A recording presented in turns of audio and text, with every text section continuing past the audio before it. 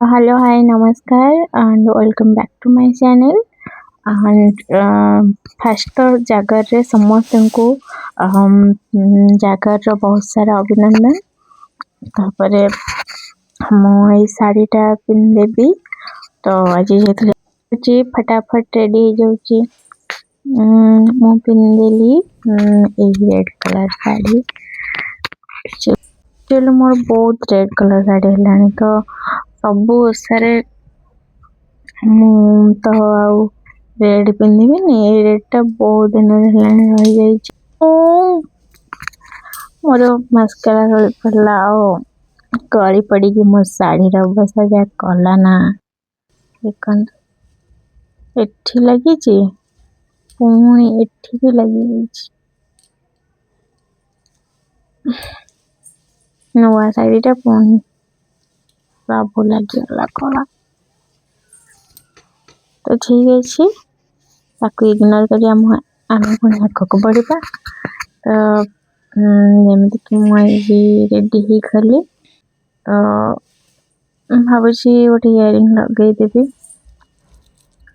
Earring actually ମୋ କାନରେ ଜମା ବି ଶୁଭୁନି।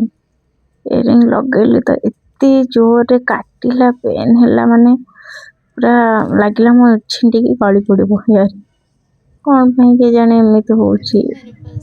କିଛି ଦିନ ହେଲାଣି ଇୟରିଂ ଆଉ ଲଗେଇ ହେଉନି, ଖାସ୍ କରି ବାଁ ପଟ ଲେଫ୍ଟ ସାଇଡ୍ ବହୁତ ପେନ୍ ହେଉଛି। ତ ଏହା ହିଁ କଥା। ତ ମୁଁ ରେଡ଼ି ହେଇଗଲି। ତ କେମିତି ଲାଗୁଛି ମୋର ଲୁକ୍ ଆପଣମାନେ କମେଣ୍ଟ କରିବେ। ଆଉ ଏଇ ଶାଢ଼ୀଟା ଆକ୍ଚୁଆଲି ମୋ ବାହାଘର 2 ବର୍ଷ ଆଗରୁ ହିଁ କିଣିଥିଲି। ମୁଁ କ'ଣ ପାଇଁ ଗୋଟେ ଯାଇଥିଲି ଶାଢ଼ୀ କିଣିବା ପାଇଁ, ମମିର କି କାହାର ମୁଁ ଜାଣିନି, ତା ସାଙ୍ଗରେ ଗୋଟେ ଯାଇଥିଲି। ତ ଏଇ ଶାଢ଼ୀଟା ମୋତେ ବହୁତ ପସନ୍ଦ ଆସିଥିଲା। ଦେଖିକି କହିଲି ୱାଓ, ଏଇ ଶାଢ଼ୀଟା ତ ବଢ଼ିଆ ଲାଗୁଛି। ତ ମୁଁ ଏଇ ଶାଢ଼ୀଟା ନେଇ ଆସିଥିଲି। କେତେ ଟଙ୍କା କ'ଣ ପଡ଼ିଥିଲା ମୋର ମନେ ନାହିଁ। ତାପରେ ସେଇ ଅନୁସାରେ ହିଁ ବ୍ଲାଉଜ୍ ହେଇଥିଲା। ସେତେବେଳେ ମୁଁ ଟିକେ ପତଳା ଥିଲି, ତ ଏବେ ଟିକେ ମୋଟା ହେଲାଣି, ତ ଟାଇଟ୍ ବି ହେଲାଣି। ଏ ଶାଢ଼ୀଟା ମୁଁ ପିନ୍ଧିନି, କିନ୍ତୁ ବ୍ଲାଉଜଟା ମୁଁ ବହୁତ ଶାଢ଼ୀରେ ୟୁଜ୍ କରିଛି। କାହିଁକିନା ରେଡ୍ ତ କମ୍ବିନେସନ୍ ପ୍ରାୟ ୟେଲୋ ଆଉ ରେଡ୍ ଫେଡ୍ ଏସବୁ ବହୁତ ଶାଢ଼ୀରେ ମୁଁ ଚଳିଯାଏ। ମୁଁ ବହୁତ ଥର ପିନ୍ଧିଦେଇଛି ବ୍ଲାଉଜଟା। ଏମିତି ହିଁ ହୁଏ ମୋର, ଶାଢ଼ୀ ୟୁଜ୍ କରିନଥିବି କିନ୍ତୁ ବ୍ଲାଉଜଟା ୟୁଜ୍ କରିବି। ଏମିତିକି ଚତୁର୍ଥୀ ଶାଢ଼ୀ, ତ ମୋତେ ସେ ଶାଢ଼ୀଟା ତ ଭଲ ଲାଗୁନି, କିନ୍ତୁ ବ୍ଲାଉଜଟା ବହୁତ ଭଲ ଲାଗେ। ତ ସେଇ ବ୍ଲାଉଜ ମୁଁ ବହୁତ ଥର ୟୁଜ୍ କରିଛି। ଏମିତିକି ହ୍ୟାଣ୍ଡଲୁମ୍ ଶାଢ଼ୀରେ ବି ମୁଁ ୟୁଜ୍ କରିନେଇଛି। ତ ଫାଇନାଲି ମୁଁ ରେଡ଼ି ହେଇଗଲି ଆଉ ବହୁତ ସାରା ରିଲ୍ସ ବି ବନେଇ ନେଲି। ତ ଏବେ ଯିବା ଆମେ ପଣା ବନେଇବା। ପଣା ବନେଇବା ପାଇଁ ଆକ୍ଚୁଆଲି ଯେଉଁ ବଡ଼ ଦାନା ଶାଗ, ମୁଁ ତାକୁ 4-5 ଘଣ୍ଟା କି ଅଧିକ ବୋଧେ ଭିଜେଇ ନେଇଥିଲି। ସେ ପୁରା ଫୁଲିକି ବହୁତ ସାରା ହେଇଯାଇଥିଲା। ତ ତାପରେ ମୁଁ ଏଇ ଫଳମାନଙ୍କୁ ସବୁ କାଟି ନେଇଥିଲି। ବହୁତ ଲୋକ ଶାଗ ଖାଇବାକୁ ଭଲ ପାଆନ୍ତିନି, ତ କିଏ ବେଲପଣା ବନାଏ, କିଏ ମୁଗ ପଣା ବନାଏ। ମୋ ମମି କିନ୍ତୁ ମୁଗ ପଣା ବନାଏ ଆଉ ବହୁତ ଟେଷ୍ଟ ବି ଲାଗେ।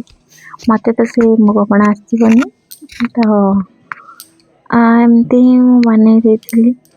କିନ୍ତୁ ଗୋଟେ ଦିନ ଆପଣମାନଙ୍କୁ ମୁଗ ପଣା ଶିଖିକି, ନହେଲେ ମୋ ମମି ପାଖରୁ ଆପଣମାନଙ୍କୁ ଦେଖେଇବି ମୁଗ ପଣା।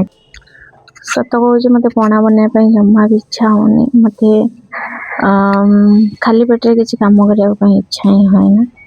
ତ ଯେତେବେଳେ ମୁଁ ବାହା ନ ହେଇଥିଲି, ମୋ ମମି ମୋତେ ବନେଇକି ଦିଏ।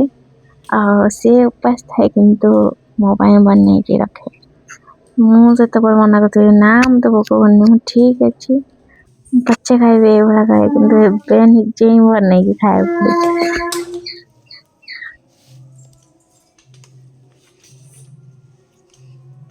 ପଣାରେ ମୁଁ ଫାଷ୍ଟ କଦଳୀ ପକେଇ ନେଲି, ତାପରେ ଅଙ୍ଗୁର ଆଉ ଆପେଲ୍ ସବୁକୁ ପକେଇକି ଭଲସେ ଗୋଳେଇ ନେବେ। ତାପରେ କ୍ଷୀର ନେଇ ନେବେ, जो गरम କ୍ଷୀର पकेबे तो ये भल लगे।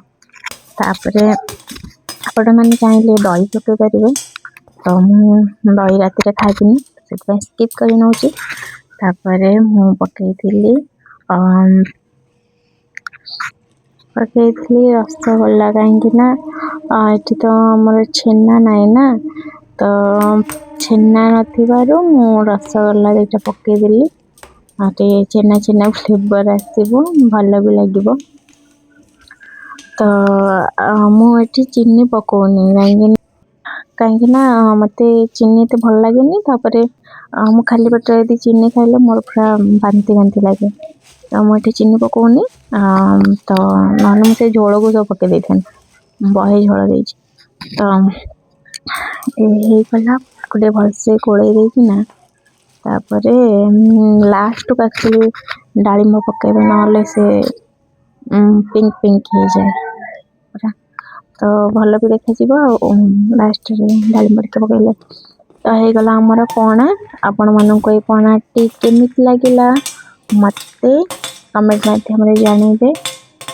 तो आपण मैंने अलैच आ गोलमरीच गुंड भी देखिए सब देनी एत करने मो टाइम नहीं तो ये मोर महाशिवरात्रि दिन।